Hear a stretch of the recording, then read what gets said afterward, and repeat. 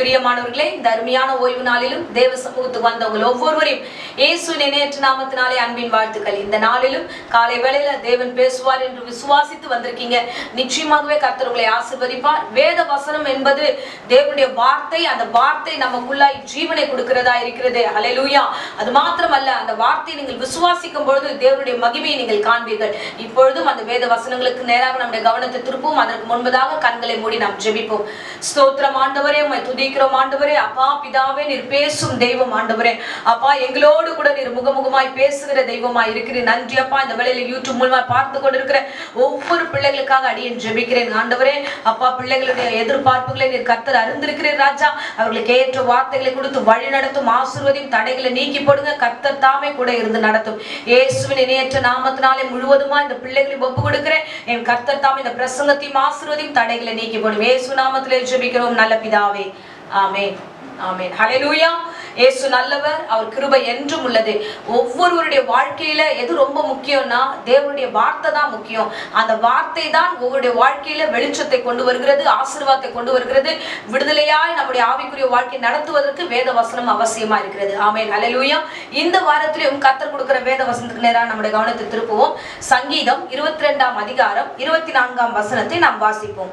உபத்திரப்பட்டவனுடைய உபத்திரவத்தை அவர் அற்பமா எண்ணாமலும் அருவருக்காமலும் தம்முடைய முகத்தை அவனுக்கு மறைக்காமலும் இருந்து தம்மை நோக்கி அவன் கூப்பிடுகையில் அவனை கேட்டருளினார். ஆமென், ஹல்லேலூயா, ஹல்லேலூயா. கர்த்தர் நல்லவர். பாருங்க, வேத வசனத்திலே விதமாய் வாசிக்கிறோம். உபத்திரவப்பட்டவனுடைய உபத்திரவத்தை அவர் அற்பமா எண்ணாமலும் அருவருக்காமலும். ஆண்டவர் எவ்வளவு பெரியவர் பாருங்க. நம்முடைய பிரச்சனைகளை அவர் நன்கு அறிந்திருக்கிறார். அந்த பிரச்சனைகள்ல நாம பாடுபடும் பொழுது அந்த பாடுகளை ஆண்டவர் கண்ணோக்கி பார்க்கிறார். அந்த வார்த்தை சொல்லுகிறது, அவர் அதை அற்பமா எண்ண மாட்டார். பாருங்க, நீங்க உங்க பிரச்சனைகளை எடுத்துட்டு போய் இந்த வேலையில யார்கிட்டயாவது நீங்க ஷேர் பண்ணும்போது அவங்களோட ஃபீலிங்ஸ் எப்படி இருக்கும்னா, கொஞ்ச நேரம் ஒரு 2-3 மினிட்ஸ் கேட்பாங்க. அடுத்த நிமிஷம் என்னாகனா, இவங்களுக்கு வேலையே இல்லை, எப்ப பார்த்தாலும் வந்து பிரச்சனையை சொல்லிட்டே இருப்பாங்க. எப்ப பார்த்தாலும் இவங்க பண்ணதெல்லாம் வந்து தெரியல, இந்த உபத்திரவம், வியாதி, பிரச்சனை, கடன், எதையாவது சொல்லிக்கிட்டே இருப்பாங்க. அவங்க நம்ம கிட்ட ரியாக்ட் பண்ணலனாலும் அவங்க மைண்ட் செட்ல எப்படி இருக்கும்னா நம்மள அற்பமா எண்ணுவார்கள். ஹல்லேலூயா. உண்மையாகவே இந்த உலகத்துல இருக்கிற மனுஷர்கள் நம்முடைய உபத்திரவத்தை வந்து கன்சிடர் பண்றாங்கன்னா இல்ல, அவங்க பண்ண மாட்டாங்க. அவங்களுக்கு என்ன மைண்ட் செட்னா அவங்க நல்லா இருந்தா போதும் அப்படின்ட்டு மற்ற காரியங்கள் எல்லாம் வந்து அவங்க கவனிக்க மாட்டாங்க, அற்பமா எண்ணுவார்கள். அவங்க அற்பமா எண்ணுவாங்கன்றதுனாலதான் கர்த்தருடைய வேதம் சொல்லுகிறது, அவர் அற்பமா எண்ண மாட்டார். ஹல்லேலூயா. தேவன் உன்னுடைய உபத்திரவத்தை அற்பமா எண்ண மாட்டார். நீங்க சொல்ற பிரச்சனை உங்களுக்கு பெருசா இருக்கு, அதனுடைய வேதனை என்னன்றது உங்களுக்கு மட்டும்தான் தெரியும். அதை மத்தவங்க கிட்ட ஷேர் பண்ணும்போது அவங்களுடைய பிரச்சனை அது இல்ல, அதனால அது அவங்களுக்கு பெருசா தெரியாது.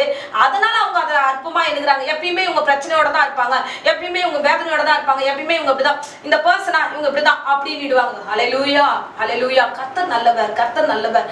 நம்முடைய வேதனைகளை அவர் அறிந்திருக்கிறார், நம்முடைய சூழ்நிலைகளை அவர் அறிந்திருக்கிறார். உபத்திரவம் என்று ஒருத்தர் வந்து பிரச்சனையை அனுபவிக்கிறோம், கவலையா இருக்கு, கண்ணீர் வருது, என்னால இந்த காரியத்துல இருந்து வெளியில வர முடியலன்னு ஒரு வேதனையோடு சில விஷயங்களை நம்ம பேசும்பொழுது நம்மை உருவாக்கினவராகிய தகப்பன் மட்டும்தான் அதை உண்மையாய் புரிந்து கொள்வார். ஹல்லேலூயா. இயேசு நல்லவர், இயேசு நல்லவர், இயேசு நல்லவர். பாருங்க, கடந்த நாள் வந்து ஒரு சாட்சியை நான் கேள்விப்பட்டேன். அதாவது அவங்க சொல்லும் பொழுது என்ன சொன்னாங்கன்னா, என் காலில் இருக்கிற அரிப்பு, நான் சொல்லிக்கிட்டே இருக்கிறேன் என் வேலை செய்யறவங்களோட, எனக்கு காலில் பயங்கரமா அரிக்குது, நான் சொரிஞ்சுக்கிட்டே இருக்கிறேன். அதை வேலை மேல இருக்கிறவங்க எல்லாம் கிண்டல் பண்ணாங்க, என்னை போகும்போது வரும்போதெல்லாம் அதெல்லாம் சொல்றாங்க. எனக்கு அது ரொம்ப வேதனையா இருக்கு. நான் அவங்களோட கூட நான் சொல்லியிருக்கேன், அந்த அரிப்பு வந்ததுன்னா எனக்கு ரொம்ப கஷ்டமா இருக்கும்னு. அந்த காலில் இருக்கிற அந்த அரிப்பு அவங்க சொல்லும் பொழுது மற்றவர்களுக்கு அது ஏளனமா இருக்கு. ஆனா அந்த பிள்ளையுடைய தகப்பனாருக்கு எப்படி இருந்திருக்கும், ஆண்டவராகிய கர்த்தருக்கு எப்படி இருந்திருக்கும், அந்த பிரச்சனைகளை அவர் எப்படி அணுகுகிறார் என்றா பாத்தீங்கன்னா, அவங்க வேதனையோடு சொன்ன அந்த காரியம் அவர்களுக்கு வந்து பிரேயர் ஆயில் கொடுத்து அனுப்பியிருந்தோம். அந்த ஆயில தடவிது நிமித்தமாக அவர்கள் பூர்ண சுகம் பெற்றேன் என்று வந்து சாட்சி சொன்னார்கள். ஹல்லேலூயா. அப்போ தேவன் சுகப்படுத்துகிற தேவனாக இருக்கிறார். மனுஷர்கிட்ட வந்து அது ஒரு சாதாரண அரிப்பு அப்படின்ற எண்ணம் தான் அவங்களுக்கு வரும். ஆனா அதுக்குள்ள இருக்கிற வேதனை, அதுக்குள்ள இருக்கிற பிரச்சனை, அதுக்குள்ள இருக்கிற வலி, அதுக்குள்ள இருக்கிற அசிங்கங்களை யாருக்கும் வந்து சொல்ல முடியல. ஹல்லேலூயா. அன்பு பிள்ளையே, இன்றைக்கு உங்கள் வேதனைகளை அறிந்திருக்கிறார், உபத்திரவத்தை அறிந்திருக்கிறார். அவர் ஒரு பொழுதும் உங்களை அற்பமா அற்பமா எண்ண மாட்டார். ஒரு பொழுதும் அவர் உங்களை ஆண்டவர் வந்து தள்ள மாட்டார். அல்லேலூயா. வேதாகமத்துல ஒரு சில காரியங்களை குறித்து பார்க்கிறோம். விசேஷமா பெண்களுக்கு மத்தியில நம்ம பார்க்கும் பொழுது அவருடைய வேதனைகள், அவருடைய காரியங்கள், அவருடைய சின்ன சின்ன காரியங்கள் கூட மற்றவர்களுக்கு அது அற்பமாய் தோறும், ஆனா தேவனுக்கு அது பெரிதாய் தோன்றுகிறது. பாருங்க, லேயாளை குறித்து வேதாகமத்துல நம்ம வாசிக்கிறோம். அவள் திருமணம் ஆகுகிறது, கர்த்தர் அவளை ஆசீர்வதித்து வைத்திருக்கிறார். ஆனா அந்த திருமண வாழ்க்கையில அவளுக்கு ஆசீர்வாதமான ஒரு பிள்ளை இல்லாதது வந்து அவள் ரொம்ப ஃபீல் பண்றா. அந்த கணவரே அவளை அற்பமா எண்ணினார் என்று வேதம் சொல்லுகிறது. வாசிப்போம். ஆதியாகமம் 29ஆம் அதிகாரம் 31வது வசனத்துல நம்ம வாசிக்கிறோம். லேயாள் அற்பமா எண்ணப்பட்டாள் என்று கர்த்தர் கண்டு அவள் கர்ப்பம் தரிக்கும்படி செய்தார். ஆமென், ஹல்லேலூயா. அந்த கணவர் அவளை அற்பமா எண்ணுகிறார். அதுக்கு மேல் வசனத்தை வாசிச்சோம் என்றா அவளை அற்பமா எண்ணப்படுகிறார். மற்ற காரியங்களை தள்ளுகிறார்கள். அவளோடு கூட அவன் வந்து சேர்ந்து வாழ விரும்பல. அப்ப தள்ளும் பொழுது அவள் ரொம்ப கவலைப்படுறா. ஐயோ ஆண்டவரே, நான் ஒரு வாழ்க்கை நினைச்சு வாழ்ந்தனே, ஆனா இவர் வந்து என்ன தள்ளுகிறாரே என்று அவள் மன வேதனைக்கு மத்தியில அற்பமா எண்ணப்பட்ட அந்த ஒரு சூழ்நிலையை அவருக்கு ஆண்டவர் கண்டார். ஹல்லேலூயா. கூட இருக்கிறவர்கள், அந்த வீட்டுல இருக்கிறவங்க காணல, ஆனா தேவன் கண்டார். வசனத்துல வாசிச்சோம் என்றால் ஆண்டவர் கர்த்தர் கண்டார் என்று வேதம் சொல்லுகிறது. ஹல்லேலூயா. கர்த்தர் கண்டு அவருக்கு ஒரு பிள்ளையை கொடுத்தார். ஹல்லேலூயா. ஆண்டவர் ஆசீர்வதித்தார். மனுஷன் அற்பமா எண்ணலாம், ஆனா கர்த்தர் ஒரு பொழுதும் அற்பமா எண்ண மாட்டார். ஹல்லேலூயா. அந்த இடத்துல பாத்தீங்கன்னா தொடர்ந்து அங்க இருக்கிறவங்க எல்லாருமே இவ பிள்ளைகளாக இருக்கிறா என்று சொல்லி பல பேர் பல வார்த்தைகளை சொல்லிருக்கலாம். நிறைய பேர் சொல்லாமே மனசுக்குள்ள நினைச்சிருக்கலாம், இன்னும் இந்த பிள்ளை இல்லாம இருக்கிறது என்ன, இப்படிப்பட்ட ஒரு வாழ்க்கை வாழ்ந்துட்டு இருக்காங்களே அப்படின்ற ஒரு நினைப்பு இருந்திருக்கலாம். ஆனா தேவன் ஒருவர் இருக்கிறார். அவர் காண்கிற தேவனா இருக்கிறார். அவர் கண்டு, கர்த்தர் கண்டு என்று வசனம் சொல்லுகிறது. அவர் உங்களை அற்பமா எண்ணாதவராக உங்களோடு கூட இருக்கிறார். அல்லேலூயா. உங்கள் வேதனை இன்னதென்று அறிவார். எங்க எந்த இடத்துல கூனி குறுகி அசிங்கமாய் நீங்கள் ஃபீல் பண்றீங்களோ அந்த இடத்துல எல்லாம் கர்த்தர் வருகிறார். பாருங்க, கணவர் அணைத்துக் கொள்ளல, சேர்த்துக் கொள்ளல, வைத்துக் கொள்ளல, அவர் வந்து வெறுக்கிறார். ஆனா அந்த இடத்துல தேவன் அற்புதம் செய்கிறார். அந்த பிள்ளையுடைய வாழ்க்கையை கர்த்தர் ஆசீர்வதிக்கிறார். பிள்ளையை கர்த்தர் கொடுக்கிறார். ஆமென். தேவன் எல்லாவற்றும் காண்கிறவர். உங்களுடைய உபத்திரம், இது உபத்திரம் தானே. நிறைய பேர் நிறைய வார்த்தை பேசியிருப்பாங்க, மலடின்னு சொல்லியிருப்பாங்க, பல வார்த்தைகளால அவளை வந்து ஒரு மாதிரி பேசியிருக்கலாம். இன்னுமா இல்லைன்னு சொல்லியிருக்கலாம். இல்ல நீங்க டாக்டர் கிட்ட போங்கன்னு சொல்லிட்டு நம்மளை டைவர்ட் பண்றவங்களா இருக்கலாம். இப்படிப்பட்ட காரியங்கள் கேட்கும்போது சொல்றவங்களுக்கு அது ஈஸி, ஆனா கேட்கறது அவங்க காதுன்றத மறந்துடுறாங்க. அந்த காதுக்குள்ள அந்த வார்த்தை போகும்போது அது எவ்வளவு வேதனையா இருக்கும், உபத்திரமான ஒரு காரியமா இருக்கும். அன்பு பிள்ளையை, இன்றைக்கு கர்த்தர் உங்களோடு பேசுகிறார். உங்களுடைய அற்பமான அந்த சூழ்நிலையும் கர்த்தர் மாற்ற வல்லவராக. லேயாளுடைய அற்பமான காரியத்தை, அவள் எதனால அற்பமாக்கப்பட்டா? பிள்ளை இல்லாததுனால அற்பமாக்கப்பட்டா. தகப்பன் இருக்கிறாரு, ஆசீர்வாதம் இருக்கு, வீட்டிற்கு கணவர் இருக்கிறார், எல்லாமே இருந்தாலும் அந்த பிள்ளை இல்லாது இருக்கிற ஒரே ஒரு காரணத்தினால அற்பமா எண்ணப்பட்டா. ஆனா கர்த்தர் ஆசீர்வதித்தார். அவள் அற்பமா எண்ணப்பட்ட ஒரு சூழ்நிலையை கர்த்தர் கண்டு அவளை ஆசீர்வதித்தார். அல்லேலூயா. இன்னொன்னு வேதாகமத்துல நம்ம புதிய ஏற்பாட்டில் நம்ம வாசிக்கிறோம். பாத்தீங்கன்னா பெரும்பாடுள்ள ஸ்திரியை குறித்து நம்ம வாசிக்கிறோம். அந்த பிள்ளையுடைய வேதனையை கர்த்தர் கண்டார் என்று சொல்லப்படுகிறது. ஒரு வியாதி நிமித்தமாக ஒரு பெண்களுக்கு ஏற்படுகிற ஒரு பலவீனம், சரீரத்துல ஏராளமான ரத்தப்போக்கு உண்டாகிறது. அந்த பிள்ளை வேதனையோடு காணப்படுகிறார். அப்பொழுது இயேசு வந்திருக்கிறார் என்று கேள்விப்பட்ட பொழுது அவள் தேவனை காணும்படியாக வருகிறார், தேவனை தொடும்படியாக வருகிறார். தேவனை தொட்ட பொழுது கர்த்தர் பெரிய காரியங்களை செய்தார். வாசிக்கிறோம் மார்க் 5ஆம் அதிகாரம் 34ஆம் வசனத்துல வாசிக்கிறோம். அவர் அவளை பார்த்து, மகளே, உன் விசுவாசம் ரட்சித்தது, நீ சமாதானத்தோடு போய் உன் வேதனை நீங்கி சுகமாயிரு என்றார். ஆமென், ஹல்லேலூயா. பாருங்க, ஆண்டவரை விசுவாசத்தோடு அவள் தொடுகிறார். ஆண்டவர் சொல்லுகிறார், உன் வேதனை நீங்கி. இந்த ஒரு வார்த்தை நம்ம எடுக்கிறோம். அந்த பிள்ளையுடைய வேதனை எல்லாருக்கும் மத்தியில அவ அருவருக்கப்பட்டிருப்பா. அல்லேலூயா. பொதுவாவே பெண்களுக்கு நடக்கிற அந்த நிகழ்வுகள் எல்லோருக்கும் அது கேள்விப்படும் போதே அந்த ஒரு அருவருப்பு வரக்கூடிய எண்ணம் வரும். ஆனா ஆண்டவராகிய கர்த்தர் உன்னுடைய வேதனையை அருவருக்காதவர். உன் உடல் உபாதைகள்ல நீ போராடி கொண்டிருக்கிற அந்த போராட்டத்தை அருவருக்காதவர். அல்லேலூயா.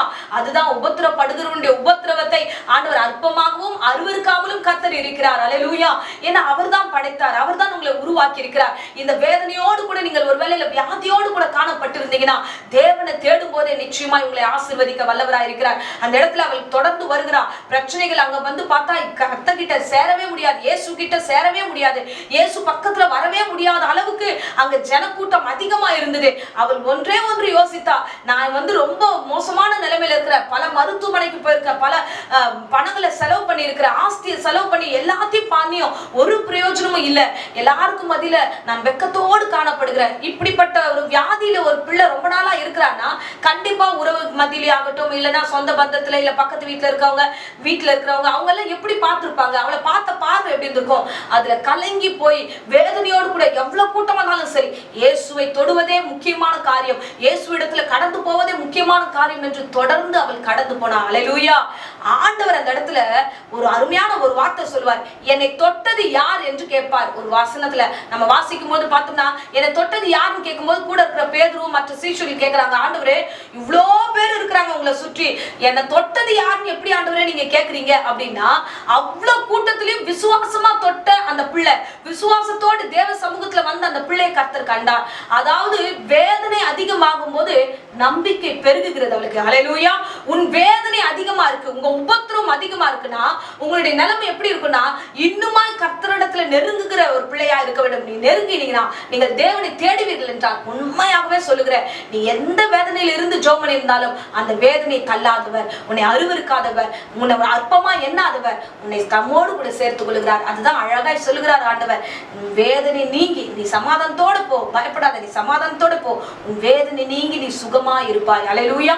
இந்த நாளிலும் ஓய்வு நாளுக்கென்று தேவ சமூகத்துக்கு வந்தவங்க ஒவ்வொருவருக்காக நான் நன்றியோடு தேவ சமூகத்தில் நன்றி சொல்லுகிறேன். ஏன்னா நீங்க ஒரு உபத்திரவத்து மத்தியில, பாடுகளுக்கு மத்தியில கூட இந்த பிரசங்கத்தை கேட்டிருக்கலாம். ஆண்டவரே என்னுடைய உபத்திரம் இப்படியா இருக்கு, என் கடன் தொல்லை இப்படியா இருக்கு, என் பிரச்சனை இப்படியா இருக்கு, நான் கர்த்தர் உங்களை காண்கிறவர், அவர் அற்பமா எண்ணாதவர், உங்களை அசிங்கமா எண்ணாதவர். நம்முடைய வீட்டு பிரச்சனை ஆகட்டும், நம்மளோட உடல் பிரச்சனை ஆகட்டும், யார்கிட்டயாவது ஷேர் பண்ணணும்னா ஒரு அசிங்கம் இருக்கும்.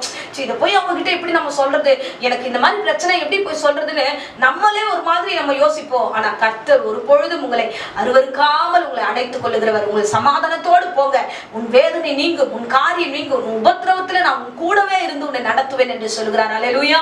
அதற்கு தான் இந்த ஆண்டவர் அழகான வாக்குத்தத்தம் கொடுத்தாரே, பயப்படாதே நான் உனக்கு துணை நிற்கிறேன் என்று சொன்ன தெய்வம் உங்களோடு இருந்து உங்களை வழி நடத்துவார். ஆமென். இப்பொழுது உங்களுக்காக அடியே ஜெபிக்கிறேன். இருந்த இடங்கள்ல கண்களை மூடி ஜெபிப்போம். அன்பு ரட்சகா, இந்த அருமையான வேலைக்காக நன்றியோடு உம்மை ஸ்தோத்திரம் பண்ணுகிறோம். என் பிள்ளைகளுடைய உபத்திரவங்கள் ஆண்டவரே இன்னதென்று அறிகிறீர் ஆண்டவரே. அப்பா உமக்கு ஸ்தோத்திரம் ஆண்டவரே. அந்த வலி யார் நிமித்தமாக அந்த வலியை சுமந்து கொண்டிருக்கிறார்களோ ஆண்டவரே நீர் அறிந்தவராகவே இருக்கிறீர்கள். அந்த வலியை நீங்கி ஆண்டவரே பூரண சுகத்தையும் ஆரோக்கியத்தையும் கட்டளிடுங்க ஆண்டவரே. பிள்ளை இல்லாது இருக்கிற லேயாலே நீர் ஆசீர்வதித்தது போலப்பா, இன்றைக்கு ஆண்டவரே ஆசீர்வாதம் இல்லாத எத்தனையோ பெண்கள் இருக்கிறார்கள், எத்தனையோ பேர் ஆசீர்வாதம் இல்லாமல் இருக்கிறார்கள். அவர்களுக்கு ஆசீர்வாதத்தை கர்த்தர் கட்டளிடுவீராக. தேவரீர் கரம் கூடவே இருப்பதாக ராஜா. நன்றி ஆண்டவரே, நன்றி ஆண்டவரே. வேத வசனத்தின்படி கர்த்தாவே நீர் தாமே இவர்களை ஆசீர்வதித்து வழி நடத்தும்படியாக ஒப்பு கொடுக்கிறோம். சகலமும் நன்மைக்கு எதுவாய் நடத்துங்க, பாதுகாத்துக் கொள்ளுங்க. மன உளைச்சலை உண்டு பண்ணுகிற சாத்தானை இயேசுவின் நாமத்திலே சபித்து கட்டுகிறேன். கர்த்தர் கிருபையாய் இருப்பீராக ஆண்டவரே. இந்த பிள்ளைகளை கண்ணோக்கமாய் இருக்கிறீர் ஆண்டவரே. லேயாலை கண்டீர் ஆண்டவரே, அதற்காய் ஸ்தோத்திரம் ஆண்டவரே. அப்பா பெரும்பாடுள்ள ஸ்திரியை கண்டீர் ஆண்டவரே, ஸ்தோத்திரம் ஆண்டவரே. இதே போல அநேகரை ஆண்டவரே அப்பா உபத்திரவத்து மத்தியிலிருந்து ஒவ்வொருவரையும் கண்டு நீர் ஆண்டவரே ஆசீர்வதித்தது போல இந்த பிள்ளைகளையும் ஆசீர்வதியும். இன்றைய தினம் ஆண்டவரே இந்த வேதனை நீங்கட்டும், உபத்திரவத்திலிருந்து விடுதலையாக்கப்படட்டும். கர்த்தர் தாமே பொறுப்பெடுத்தும். இவர்களுக்கு விரோதமாய் உருவாக்கப்படுகிற எந்த ஆயுதம் வாய்க்காதே போகட்டும். கர்த்தர் சமாதானத்தின் தேவன் கூட இருந்து வழி நடத்தும். இயேசுவின் நேற்று நாமத்திலே ஜெபித்து ஆசீர்வதிக்கிறேன் ஜீவனுள்ள நல்ல பிதாவே. ஆமென். ஆமென். Praise the Lord. God bless you.